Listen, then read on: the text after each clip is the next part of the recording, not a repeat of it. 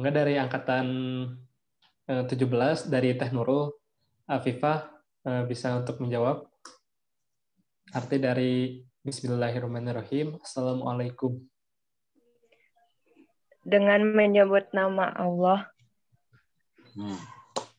yang Maha Pengasih lagi Maha Penyayang. Oke. Bagus. Mana tadi dengan menyebut ya. Dengan menyebut. Mana yang diartikan di itu huruf mana? Ismi atau bi?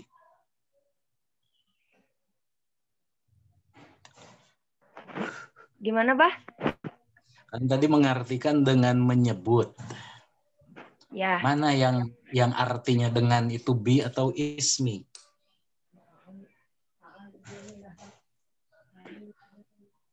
Bi. Ya. Itu masuknya huruf jar.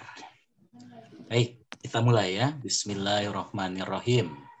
Sebelumnya saya tanya dulu kenapa dibaca bismi, tidak bisma, tidak bismu. Tidak bismin, tidak bisman, tidak bismun. Kira-kira apa tuh?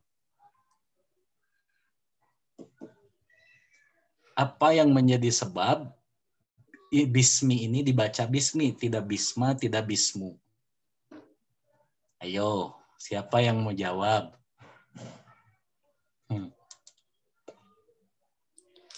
Silakan untuk para hadirin, ada yang ingin menjawab pertanyaan dari Abah? Ini kan dibacanya bismi ya, kenapa tidak bisma? Kira-kira apa yang menjadi penyebab?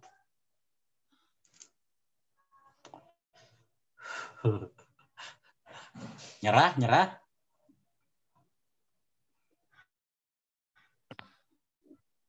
Atau Hakim mau jawab? Sama Pak, nyerah. Nah, oke. Jadi objek kajian yang menentukan mengapa ini dibaca mi, tidak ma, tidak mu, gitu ya. Salah satunya itu adalah ilmu nahwu atau nahwiyah dikenalnya itu. Ya. Jadi salah satu ilmu yang bisa mengantarkan kita untuk bisa menerangkan kenapa kalimat ini atau kata ini dibaca mi, ma atau mu, itu ilmu nahwiyah. Ya, ilmu nahwiyah itu ya salah satunya bunyi bacaan akhir kalimat. Ini sebagai pembuka aja. Nah, jadi karena memang topiknya yang diberikan saya tentang nahwiyah, maka saya buka dengan mengenal mengapa dalam kalimat Bismillahirrahmanirrahim ini dibacanya bismi tidak bisma. Nah, untuk bisa mengetahui kenapa ini dibaca bismi, salah satu ilmu yang bisa digunakan itu adalah ilmu nahwiyah. Gitu. Nah, ilmu nahwiyah sendiri kalau di jurusan teman-teman ini dikenal ilmu sintaksis. Ada yang bisa bantu saya menahu itu ilmu sintaksis? Apa itu ilmu sintaksis? Ilmu yang mempelajari struktur kalimat. Nah, nahwiyah pun begitu. Jadi kalau di bahasa Arab, ilmu yang mempelajari struktur kalimat gitu ya, itu disebut ilmu nahwiyah. Jadi nanti lewat ilmu nahwiyah kita akan mengetahui struktur kalimat. Tapi nanti akan saya jelaskan sedikit, singgung sedikit.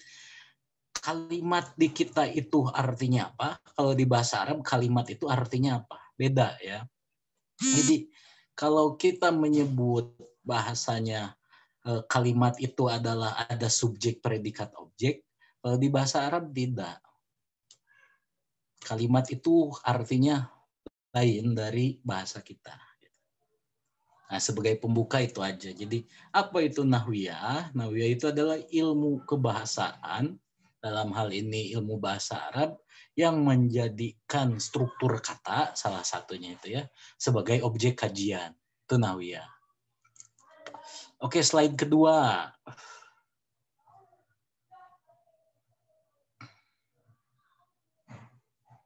Oke, pentingnya belajar bahasa Arab. Apa sih yang menjadi barometer bahwa penting mempelajari bahasa Arab. Salah satunya tadi ada bahasa yang biasa kita gunakan seperti Bismillahirrahmanirrahim. Itu kan bagian dari bahasa Arab. Cuma masuknya bahasa Arab Al-Quran. Karena berbeda dengan bahasa Arab yang biasa digunakan oleh bangsa Arab. Contoh, kalau Bismillahirrahmanirrahim itu kemungkinan kebanyakan orang bisa mengenal. Bisa mengerti lah walaupun tidak mampu menyebutkan artinya. Tapi kan kalau misalnya tadi saya sebutkan di awal, fi hadhil fursah misalnya. Fi hadhihi itu mempunyai arti dalam pada saat ini atau al-fursah kesempatan ini. Nah, itu akan sangat langka kita jumpai di dalam Al-Quran. Jadi kalau bahasa Arab Al-Quran itu akan sangat gampang dikenali dan dipahami oleh semua manusia. Makanya kalau yang bahasanya umat Islam yang mempelajari Al-Quran itu tidak akan sulit, berbeda dengan belajar bahasa Arab, bangsa Arab gitu. Lanjut slide ketiga. Nah, ini salah satunya jawaban daripada pertanyaan apa sih pentingnya belajar bahasa Arab. Silakan ada yang bisa baca dulu. Silakan. Ada yang bisa baca? Untuk para hadirin, ada yang ingin membaca? Sama Hagi juga boleh. Yang atasnya aja tuh yang cuma berapa kalimat, 1, 2, 3, 4 lah. Belum bisa Pak saya. Oke. Nurul Apipah? Kalau yang Arabnya nggak bisa, Pak. Yang Arab dulunya nggak bisa. Oke. Al-Arabiyatu, bahasa Arab, jusrun, jembatan, lisaqofati, untuk memahami al-islamiyati, hazanah Islam. Pertama itu, pentingnya kita belajar bahasa Arab, salah satunya adalah bahwa bahasa Arab itu sendiri merupakan jembatan untuk kita memahami hazanah Islam. Mengapa? Ya karena kan semua hal yang berkaitan dengan Islam, bahasa yang digunakannya itu bahasa Arab. Baik dari konteks sejarah, baik dari konteks bagaimana kemunculan bahasa Arab itu sendiri. Nanti kemunculan bahasa Arab sendiri kalau di kita linguistik, kalau di ilmu bahasa Arab disebutnya bukan linguistik tapi lisaniyatul hadisah. Itu linguistik, ilmu linguistik.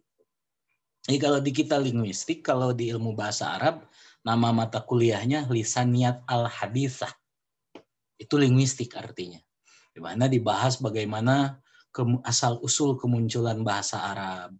Dan bagaimana itu bahasa Arab digunakan oleh orang Arab Baduy, bagaimana orang Arab kota, jenis kata-kata yang biasa dipakainya. Itu dibahas oleh lisaniyat al-hadisah atau dalam pelajaran kita itu linguistik.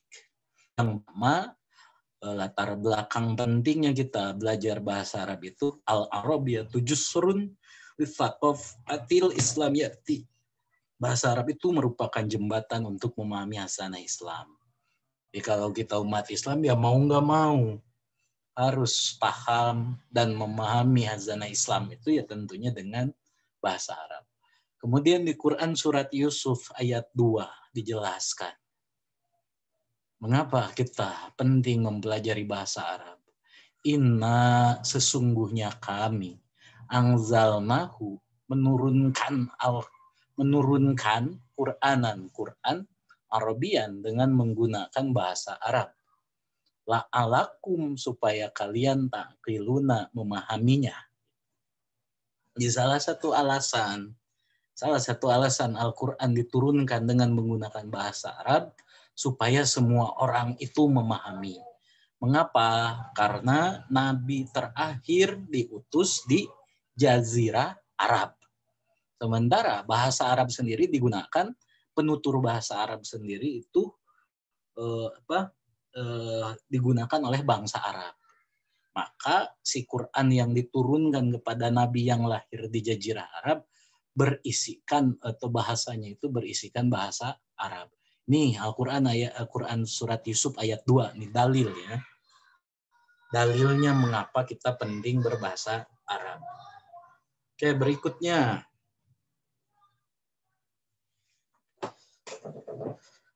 Slide berikutnya.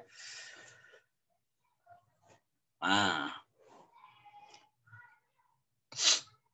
bahasa Arab adalah bahasa yang lurus, mudah dipahami dan mudah digunakan sebagai hukum bagi manusia. Allah menyatakan sendiri dalam Quran surat Az-Zumar ayat 28, Qur'anan adalah Al-Quran Arabian berbahasa Arab, ghairozi iwajin, yang tidak ada kebengkokan di dalam Al-Quran yang berbahasa Arab itu sendiri. La'allahum, yang diperuntukkan gitu ya. Mengapa Al-Quran menggunakan bahasa Arab, kemudian tidak ada bahasa Arab timpang gitu ya di dalamnya. Tujuannya itu ya takun, supaya orang yang membacanya itu semakin bertambah rasa ketakutannya atau bertakwa bahasanya. Lebih hati-hati hidupnya begitu. Ini alasan kedua atau dalil dasar pemikiran yang saya gunakan dalam menerangkan mengenai pentingnya belajar bahasa Arab. Ya, tadi Quran surat Yusuf ayat 2, yang sekarang Quran surat Az-Zumar ayat 28. Yuk berikutnya. Nah, kemudian dalam surat As-Su'ara ayat 192 sampai 195 dijelaskan, wa innahu, dan sesungguhnya Al-Quran itu latanzilu, benar-benar diturunkan Rabbil Alamin, oleh Tuhan semesta alam. Nazala bihir ruhul amin, dia bawa turun. Jadi Quran itu turunnya oleh Ruhul Al-Amin, yakni malaikat Jibril, ala qalbika, ke dalam hatimu, hei Muhammad, likuna minal mungziri, supaya kamu menjadi seorang di antara orang-orang yang beri peringatan. Nah, kemudian bilisanin arabiyyin mubin, dengan bahasa Arabias. Jadi pembawa ataupun yang menurunkan wahyu dalam hal ini Al-Quran kepada Nabi Muhammad itu adalah Jibril. Kemudian kenapa disebutnya, bahasanya dibacanya melalui pintu hati, ya, supaya ada rasa pada saat nanti Nabi menggunakan bahasa-bahasa Al-Quran. Karena salah satu fungsi Al-Quran itu adalah memberikan peringatan. Maka isi dari 6.666 ayat yang ada di dalam Quran tidak sedikit ada kalimat-kalimat memberikan peringatan atau ancaman. Nah, ini dalilnya kita bahas ada ayat 195 surat As-Su'ara. Aja Quran diturunkan dengan bahasa Arab yang mubin. Mubin itu jelas ya. Wajar bagi yang sudah bisa membaca Al-Quran, itu benar, gitu, terasa betul kejelasan. Yang dimaksud dari ayat ini pada prinsipnya adalah bahwa untuk bisa mempelajari Al-Quran atau bahasanya, untuk mampu bahasa Arab, ya setidaknya kita berupaya kuat senantiasa berkarib kerabat dengan Al-Quran. Itu dalil pentingnya kita menggunakan bahasa atau belajar bahasa Arab. Tahu teman-teman masih pada bangun ya? Masih pada bangun? Masih Pak. Masih. Masih Ini dalil-dalilnya ya. Kalau bahasa Indonesia ada dalilnya nggak? Pentingnya kita belajar bahasa Indonesia ada dalilnya nggak? Ada ya? Sharing aja ini malah jangan pemaparan. Pemaparan di seminar aja kalau pemaparan. Pertanyaan saya, apakah ada dalil yang menerangkan bahwa kita penting mempelajari bahasa Indonesia ataupun bahasa lainnya? Ada nggak? Izin menjawab, Pak. Setahu saya ada, Pak. Kayaknya ada. Setahu saya ada, Pak. Dalam apa? Salah satunya di kurikulum kali, Pak. Ya, gimana? Ya, di kurikulum itu tercantum di sana bahwa kita itu wajib untuk belajar bahasa Indonesia supaya kita semua bisa berkomunikasi dengan baik dan benar. Bagi penutur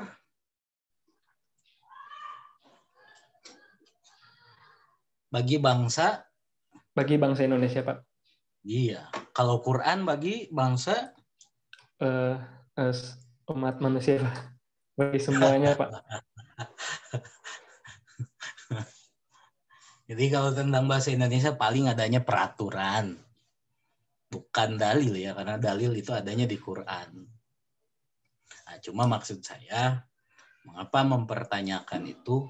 Bahasa Arab ini mau tidak mau kita itu harus mempelajari dengan cara apapun itu. Gitu.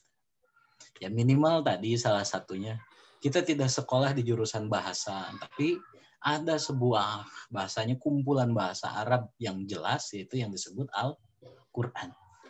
Jadi kebayang kalau kita jauh dari bacaan Al-Quran, maka kita itu tidak mau belajar bahasa Arab itu namanya. Gitu.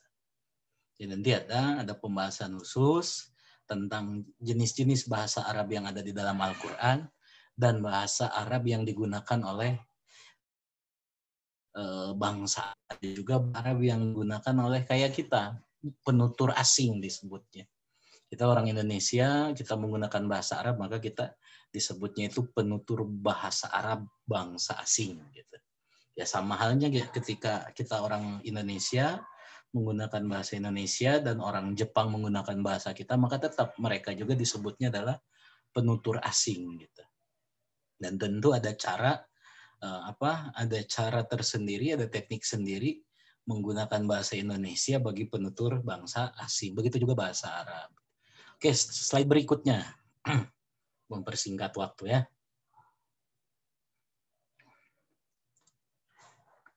Ayo Gi, bacakan yang berikutnya Gi. Slide 6 tuh ya.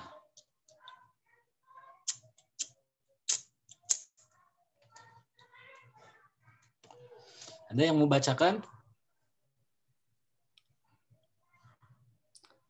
Bet Akang, maka dipindahkan slide-nya ke slide 6.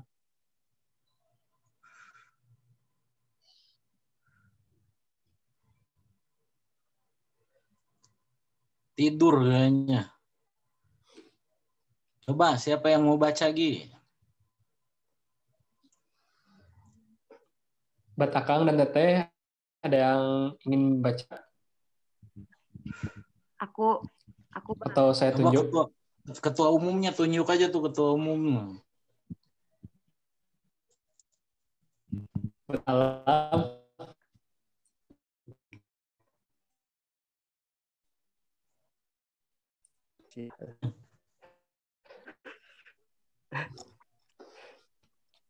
Silakan Kang Alam untuk membaca bahasa Arabnya.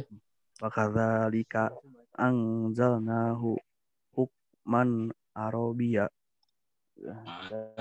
Kami telah menurunkan Al-Quran itu sebagai peraturan yang benar dalam bahasa Arab. Quran surat Ar-Ra'd ayat 37. Disebutkan dalam tafsir Al-Jalanin, bahasa Arab digunakan sebagai hukum di tengah-tengah manusia. Dalam Zad al-Masir disebutkan bahwa bahasa Arab itu bisa digunakan untuk menerangkan hukum-hukum yang wajib. Yang dimaksud keberadaan Al-Quran itu dengan menggunakan bahasa Arab bakal mampu mengantarkan orang mengetahui hukum-hukum yang harus dilaksanakan. Salah satunya hukum ibadah dalam bentuk sholat. Kan tidak ada di kurikulum tentang wajibnya si alam melaksanakan sholat ya. Di kurikulum nggak ada kan? Adanya di apa? Di Al-Quran. Gitu. Nah, jadi hukum yang dimaksud di sini itu adalah hukum-hukum yang tercantum dalam Al-Quran yang sifatnya itu wajib, kewajiban. Ada misalnya hukum zakat, hukum haji, hukum puasa Ramadan. Nah, itu akan bahasanya akan dapat mudah dicerna dengan menggunakan bahasa Arab begitu. Ya. Jadi dengan menggunakan bahasa Arab Al-Quran ini kita akan mampu mengetahui hal-hal wajib, bahasanya hukum-hukum wajib yang harus dilaksanakan oleh setiap manusia yang masih hidup begitu. Nah, itu itu dalil-dalil mendasar mengenai pentingnya kita sebagai manusia khususnya yang beragama Islam mempelajari Al-Quran. Jadi jelas dalil-dalilnya itu Al-Quran. Belum saya buka hadis-hadis yang menerangkan bahwa wajibnya umat Islam ini mengenal bahasa Arab setidaknya. Setidaknya nanti bentuknya bisa membaca teks-teks berbahasa Arab seperti teks bahasa Arab Al-Quran. Karena kalau tidak bisa bahasa Arab, bagaimana kita bisa membaca Al-Quran? Bagaimana kita bisa membaca yang tentunya dalamnya tercantum hukum-hukum harus kita laksanakan. Jangan salah loh, berorganisasi itu ada dalilnya dalam Al-Quran surat Ali Imran. Kan salah satu bahasa dalil yang menerangkannya kalian berkumpul itu adalah surat wal takum minkum ummati. Hendaklah ada segelintir atau sekelompok orang yang menyerukan kepada kebaikan.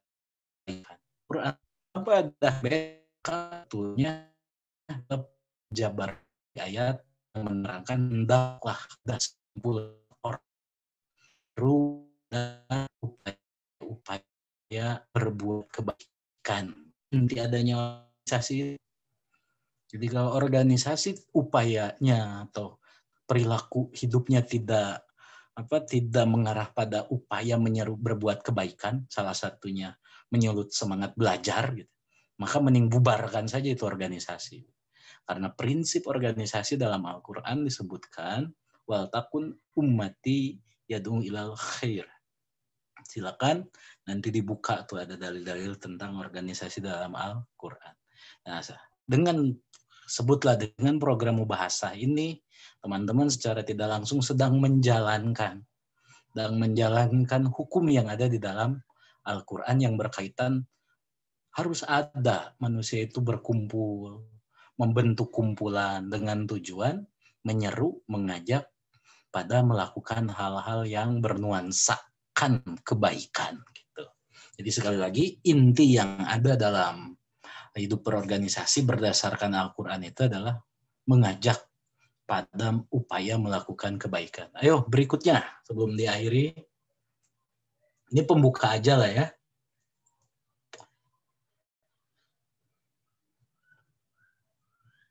Terus ke bawah. Definisi nahu menurut bahasa. Nah, istilah nahu atau nahuya itu punya makna. Dia punya arti maksudnya ya, makna di sini. Kata an-nahu itu punya makna al-qasdu, menyengaja atau bermaksud.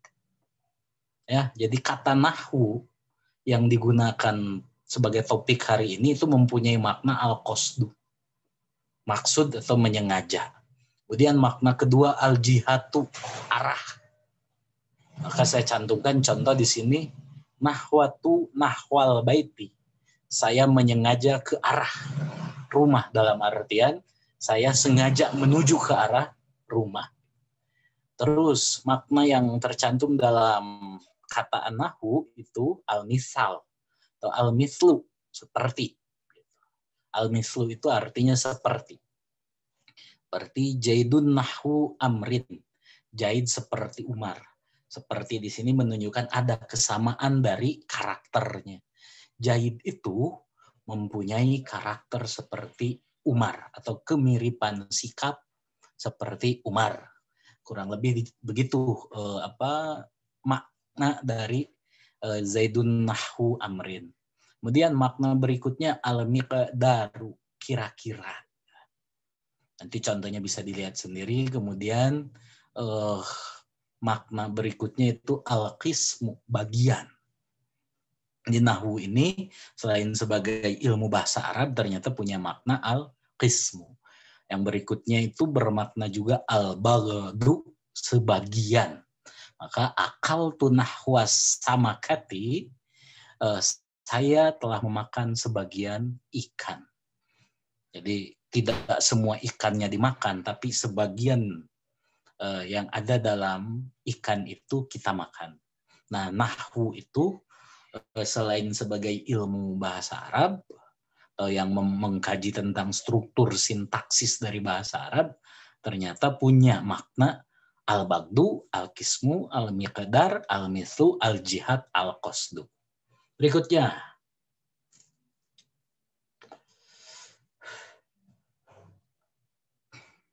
Nah, pengertian ilmu nahwu. Sementara itu, ilmu nahwu atau juga sering disebut ilmu i'rab memiliki pengertian. Ilmun, suatu ilmu biusuli ta'rif biha, yang mempelajari keadaan ahwalil kalimat. Kalau di kita kalimat itu subjek, predikat, objek, begitu ya? Di bahasa Indonesia itu kalimat itu. Nah, kalau di bahasa Arab kalimat itu kata. Maka di sini saya artikan ahwalil kalimat, keadaan kata. Al-Arabiyati, bahasa Arab, min haitsul i'rabi wal bina'i, dari segi harokat dan i'rabnya. Yang dimaksud pengertian nahwu itu atau nahwiyah itu adalah ilmu yang mempelajari keberadaan kata bahasa Arab dari segi harokat. Harokat itu fathah, dhammah, apa lagi ya?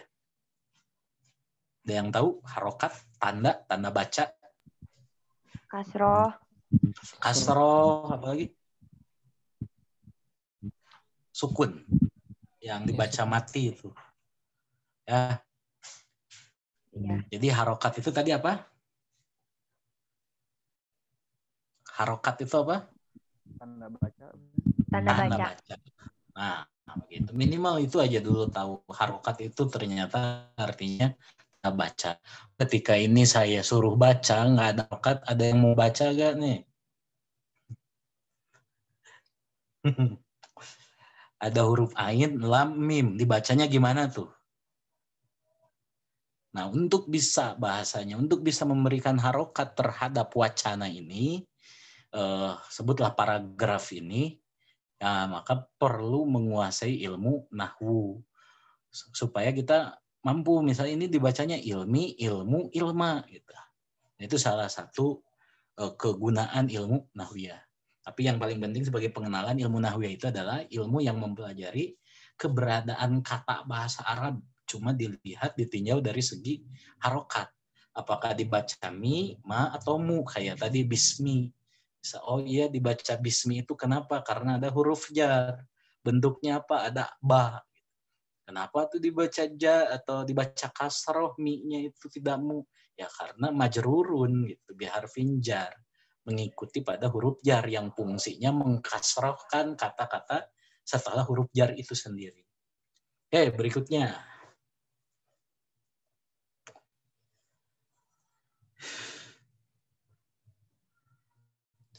Ada gambaran lah ya, sedikit ya. Ada gambaran ya, nahwiyah itu ya. Ada Pak. Ya, intinya mendengar ilmu nahwiyah artinya kita ingat pada sintaksis saja gitu.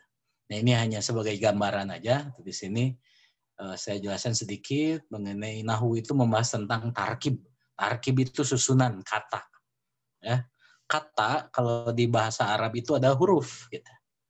Sementara kalimat artinya kata. Kemudian kalau kalimat apa di bahasa Arab? Jumlah mufidah. Jumlah yang sempurna. Oke, berikutnya.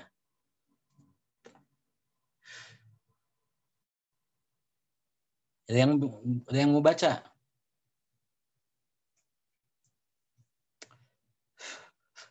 Oke, saya bacakan. Al-harfu, huruf.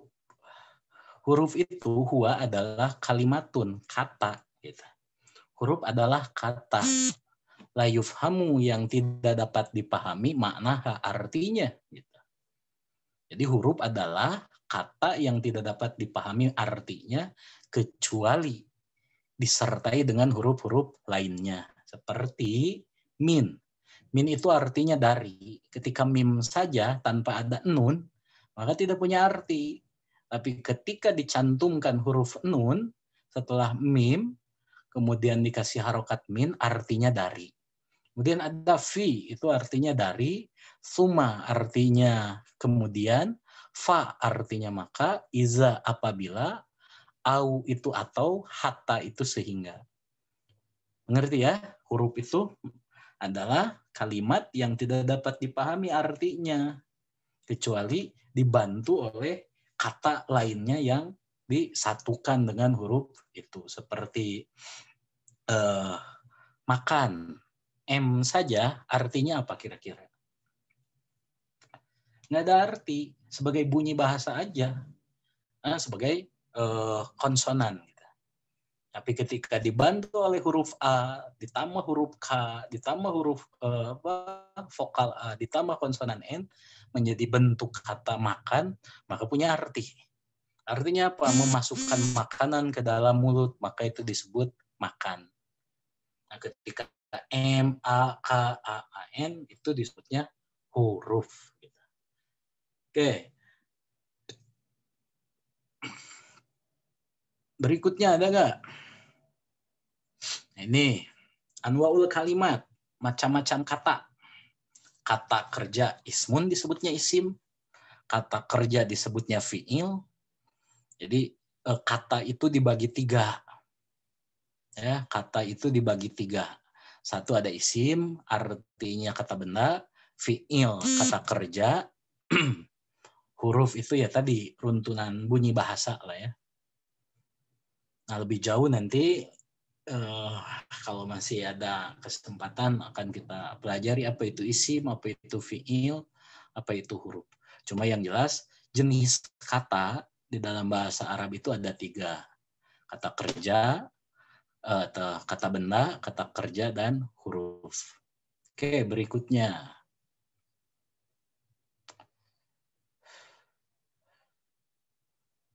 Terakhirnya.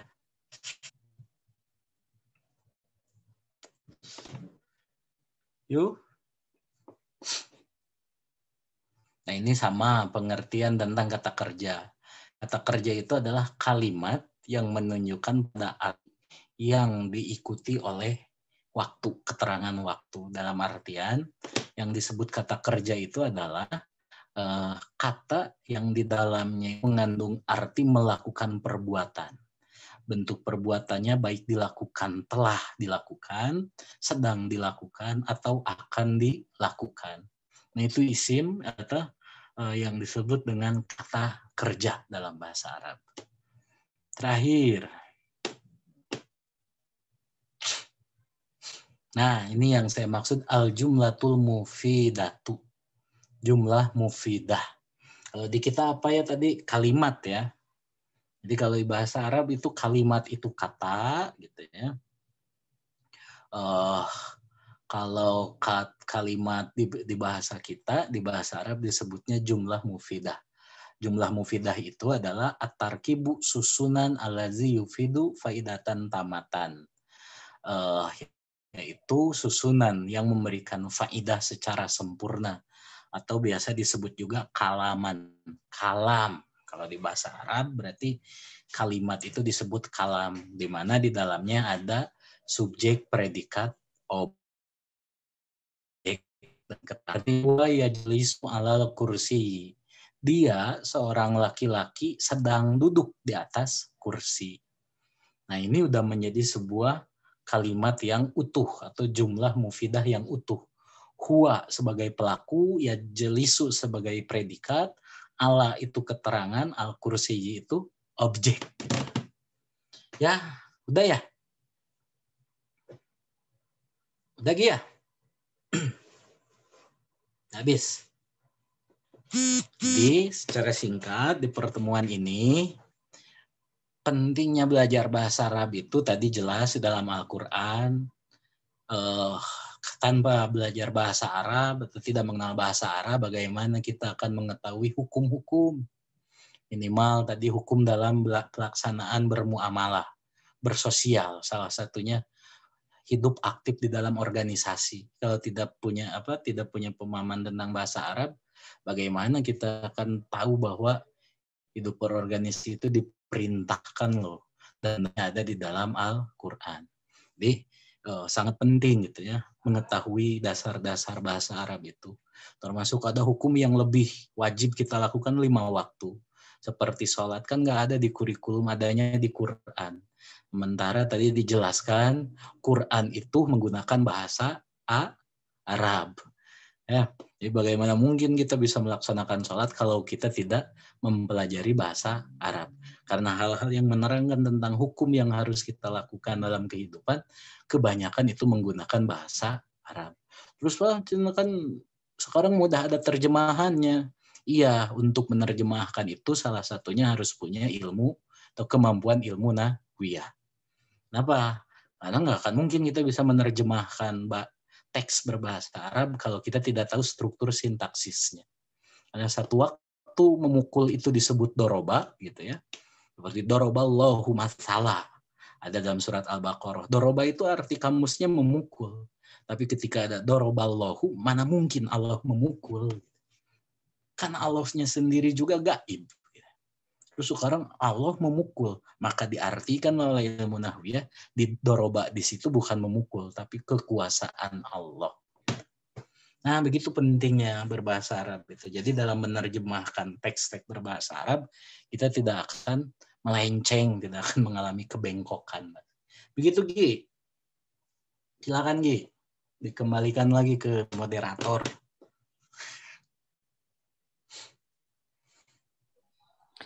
Baik, terima kasih kepada Abah sebagai pemateri. Selanjutnya kita masuk sesi tanya jawab atau sesi diskusi bersama-sama. Silakan jika ada yang ingin ditanyakan ke Abah atau ada yang ingin didiskusikan bersama, maka silakan. Ya. Tanya apa aja ya. Ya. Bentar, saya ke toilet dulu, izin bentar ya. Boleh, Bah. Sambil menunggu Abah untuk izin ke belakang, silakan buat para hadirin yang ingin bertanya atau ingin mendiskusikan sesuatu atau ingin bertanya di luar konteks, saya persilakan.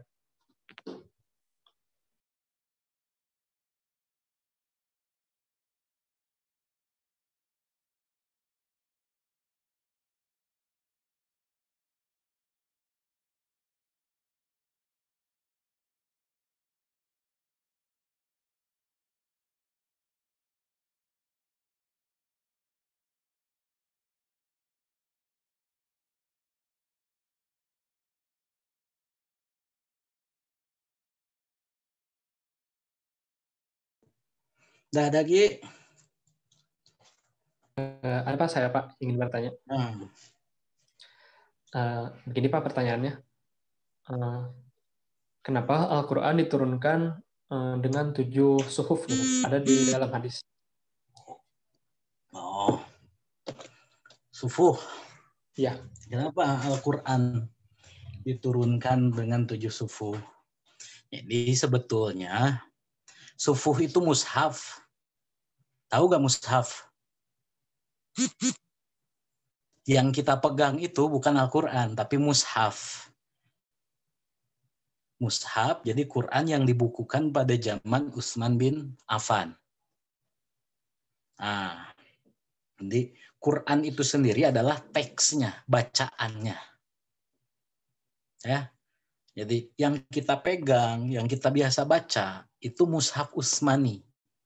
Makanya kan secara sejarah, bukankah surat pertama yang diturunkan ke Nabi Muhammad itu surat apa sih? Iqra ya?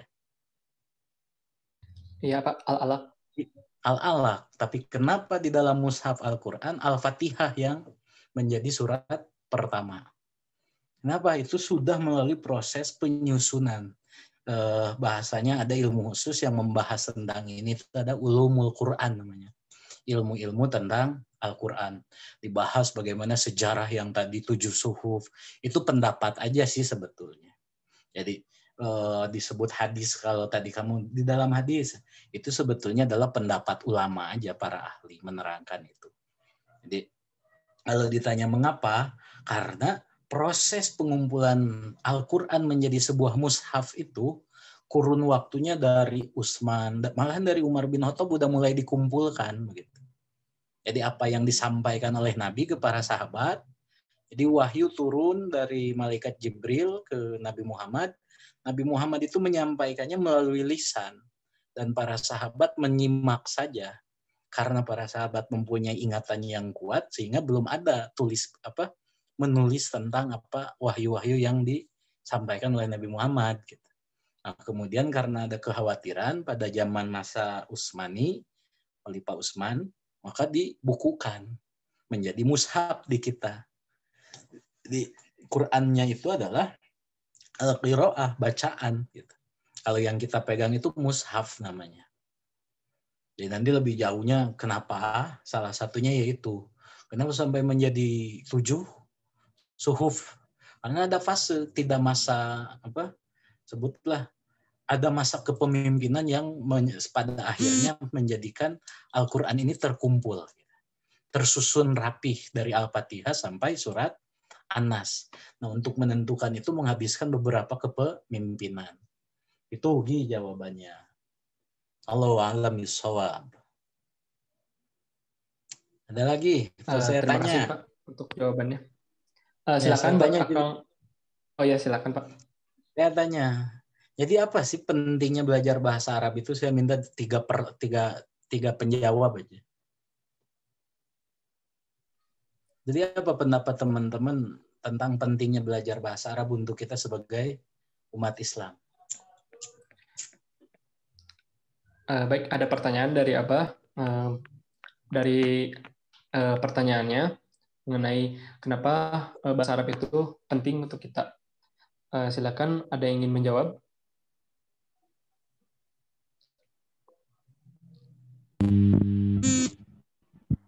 Karena bahasa Arab merupakan jembatan untuk memahami hasanah Islam. Oke. Ada lagi nggak? Biar saya tunjuk aja ya Pak. Buat Teh Hasnat, gimana Teh Hasnat?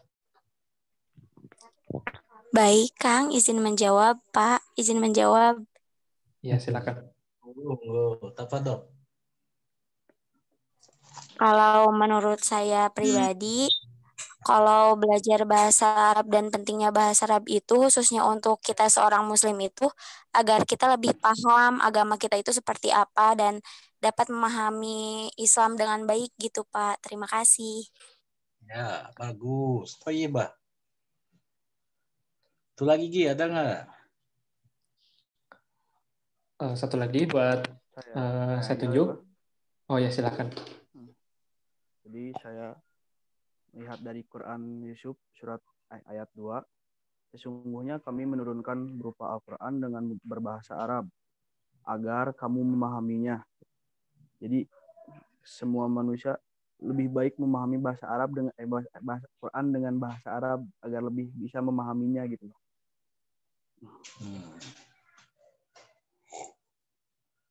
Mantap. Udah ya 3 orang ya? Boleh sambil ngerokok aja, nggak apa-apa, nggak dosa kok. Udah Pak, ada 3 orang. Oke, itu sebagai pembuka aja lagi ya. Prinsipnya karena memang sebutlah di era pandemi kayak gini, apalagi belajar bahasa Arab itu kan, ya kayak kita belajar bahasa Indonesia. Karena kita sering mendengar apa yang diucapkan orang, seiring kebiasaan, akhirnya kita mampu mengungkapkan. Begitu juga dengan bahasa Arab. Semakin sering kita membaca teks-teks yang berbahasa Arab, khususnya bahasa Arab Al-Quran, maka ya kita akan sedikitnya kita akan memahami ini bacaan ini itu isinya apa sih gitu. Cuma ya tadi yang harus jadi pegangan teman-teman. Kalau memang kita umat Islam, mau bagaimana kita melaksanakan hidup kita berdasarkan hukum Islam, ajaran Islam, kalau kita sendiri tidak mampu membaca teks-teks agama yang mengandung atau yang menggunakan bahasa Arab. Begitu. Ada lagi nggak? Mau diakhiri? Maka buat Akang dan Teteh, kayak ini ada yang bertanya lagi atau ingin mendiskusikan? Silahkan.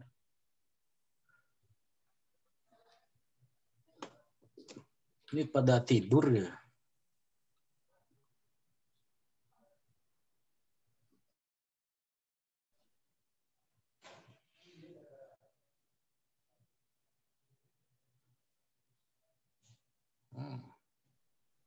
Itu ada yang nanya di chat lagi.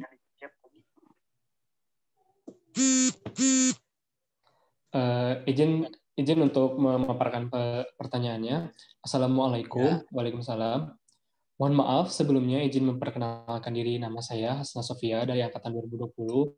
Izin bertanya bagaimana cara mempelajari bahasa Arab dengan baik agar mudah dipahami. Terima kasih banyak. Pertama, minimal kita tahu dulu huruf yang ada di dalam bahasa Arab. Misalnya, kita mengenal huruf hijaiyah. Ya, mengenal ya. Huruf hijaiyah, tahu dulu bentuknya. Terus kita hafalkan itu. Kita ucapkan. Satu waktu, nanti naik. Jangan berhenti di huruf hijaiyah. Naik ke huruf ma'ani. Huruf ma'ani itu huruf-huruf yang mempunyai arti. Seperti tadi, min, ila. Kalau min itu artinya dari. Misalnya, dari mana kamu? Misalnya, minas suqi, dari pasar. Habis dari kampus, minal jami'ah, habis dari kampus. Nah, awalnya gitu aja sebetulnya. Untuk belajar bahasa Arab yang baik, ya satu-satunya tadi. Bagaimana kita menghafal huruf hijaiyah, kemudian cari tahu artinya apa. Apalagi saat sekarang kan ada Google Translate ya. Jadi kita tinggal mencari tahu kalau makan bahasa Arabnya apa. Akala misalnya. Kalau belajar apa bahasa Arabnya. Nah, itu kita hafalkan aja. Seiring waktu, kita akan mampu bahasanya memahami bahasa Arab. Yang lebih jitu lagi adalah semakin sering kita membaca Al-Quran, maka akan semakin paham kita terhadap bahasa-bahasa Arab yang diperdengarkan kepada diri kita. Gitu. Jadi, untuk belajar bahasa Arab ini cukup kita dengan sering membaca Al-Quran sebetulnya. Atau apalagi sekarang kan banyak Quran terjemahan. Begitu teman-teman. Ada lagi? Terima kasih buat Teh Hasna yang udah bertanya. Ada lagi yang ingin bertanya buat Akang dan Teteh? Dipersilahkan atau mendiskusikan di luar konteks.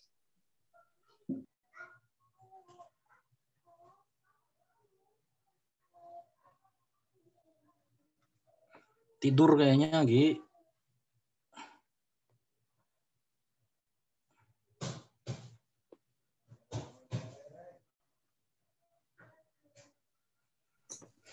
Izin bertanya dan izin menambahkan sedikit, Pak. Oh, bagus itu bagus. Ya, silakan buat Teh Hasna. Ya, baik. Izin di sini Pak, mungkin dari jawaban Bapak tadi, saya ucapkan terima kasih banyak atas jawabannya dan saya sudah memahami. Dan di sini Pak, mungkin saya mau bertanya sedikit. Mungkin lebih diaplikasikan dalam kegiatan sehari-hari ya Pak? Atau bagaimana?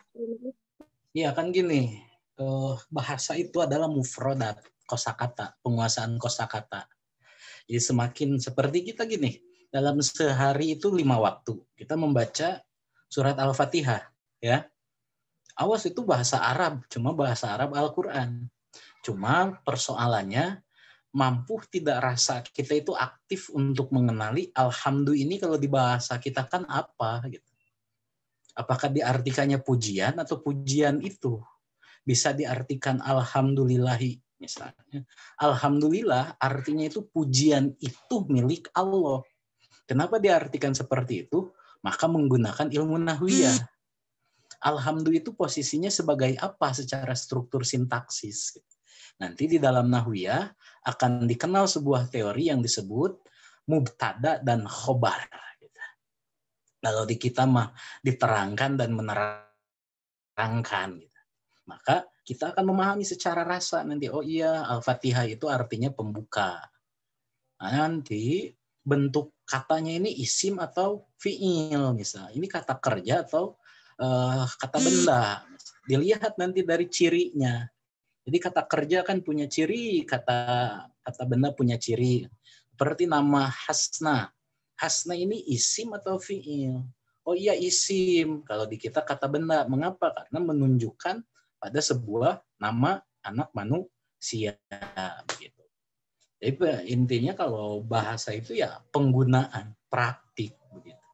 Nah, asal kita menyadari bahwa dalam sehari 5 waktu itu kita membaca Al-Fatihah, ditambah surat-surat, kemudian ada doa-doa yang sudah ditentukan, baik dalam sujud, dalam ruku, asal rasa kita aktif ingin mencari tahu apa sih artinya sujud itu, apa sih artinya ruku itu, apa sih yang dimaksud dengan Allahu Akbar. Itu perlahan kita akan memahami itu semua. Sehingga jangan heran ketika satu waktu mengucapkan Allahu Akbar, hati kita itu bergetar. Mengapa? Saking pahamnya kita terhadap kandungan yang ada di dalam kata Allahu Akbar itu. Begitu Teh. Jadi sering-sering aja mengaplikasikannya, menggunakannya. Ya bersahabat dengan Al-Quran saja intinya ya. Iya Pak, baik. Terima kasih banyak atas jawabannya. Sama-sama.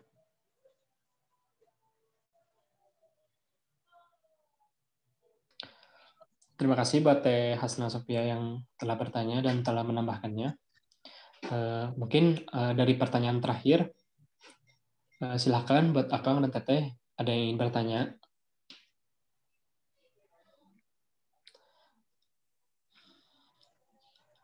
Buat para hadirin juga, untuk jangan lupa mengisi presensinya yang telah dikirimkan pada chat.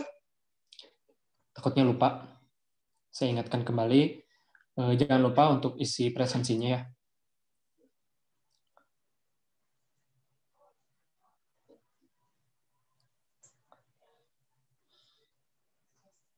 Tidur mana nanti habis isya alam. Kagok maghrib. Ente, Pak.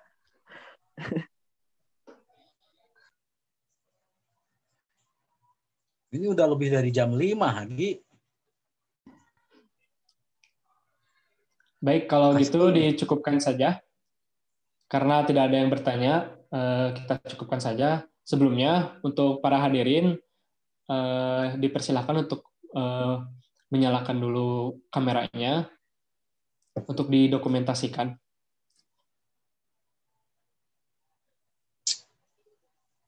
Buat Akang dan Teteh, dipersilakan untuk menyalakan dulu kameranya untuk didokumentasikan nanti.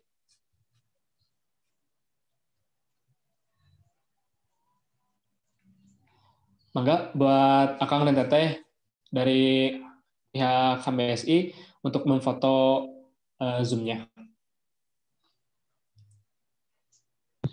Terima kasih Pak Moderator. Izin untuk men-screenshot ya untuk dokumentasi kegiatan. Cek semuanya. Wah, giliran screenshot aja ngomong. Tina ngomong Gi, naon dia terangkeun gitu Gi. Kita ngomong ya banyak. Nah ngomong atuh. Susahnya ya. Dimana dari hitungan sampai hitungan ketiga. 1, 2, 1, 2, 3. 1, 2, 3. Dah, terima kasih. Mangga Pak Moderator. Baik, sebelum penutupan, saya akan membacakan dulu ulasannya. Yang pertama itu bahasa Arab itu sebagai jembatan untuk memahami khazanah Islam. Lalu ada kutipan dari Quran surat Yusuf ayat 2. Sesungguhnya kami menurunkan berupa Al-Quran dengan menggunakan bahasa Arab agar kamu bisa memahaminya. Lalu yang selanjutnya, dari pengertian ilmu nahwiyah yang disebut dengan ilmu, itu mempelajari keadaan kata bahasa Arab dari segi harokat dan i'rabnya. Mungkin cukup sekian dari saya. Buat Abah atau Bapak Bambang Hermawan SPD, saya sangat berterima kasih banyak yang telah hadir di bukan SPD lagi, magister bahasa Arab ini. Keren, Bang. Amin Pak, keren Pak, amin Pak. Buat Abah. Oh ya, amin Pak, amin. Saya panggil Abah aja ya Pak, karena saya udah biasa panggil Abah.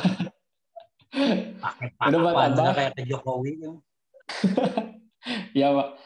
Ya, buat Abah juga terima kasih yang telah hadir sebagai pemateri di kesempatan mubahasah di pertemuan 3 kali ini. Jazakumullah khairan katsiran.